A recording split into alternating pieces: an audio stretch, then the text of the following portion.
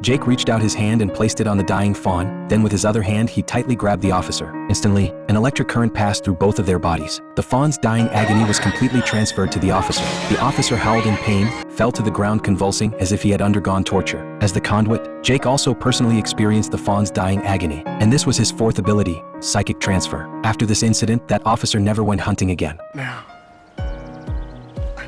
I just can't do it anymore.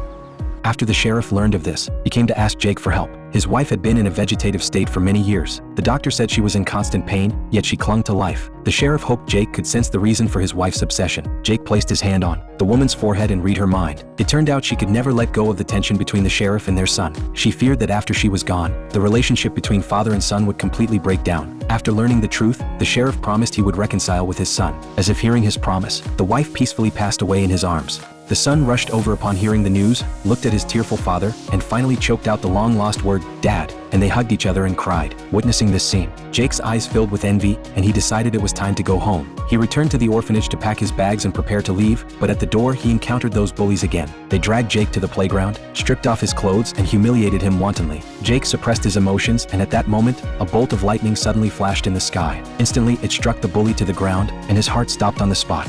Jake walked forward, used his hands as a defibrillator, and pressed on the bully's chest several times. Shortly after, the bully's heartbeat returned. Despite being bullied repeatedly, the kindness in Jake's heart still led him to choose to save the person. Jake returned to his old home, pushed open the door, but the house was empty. He walked into that familiar basement and it was also empty. He curled up in the dark corner, experiencing the loneliness that belonged only to him. Soon, the female director found him. Looking at the quiet Jake, she sincerely apologized to him, blaming herself for taking him away back then but failing to provide him with a better life. She begged Jake to give her another chance. She promised she would find a place that truly belonged to Jake. At this moment, Jake felt a long-lost warmth.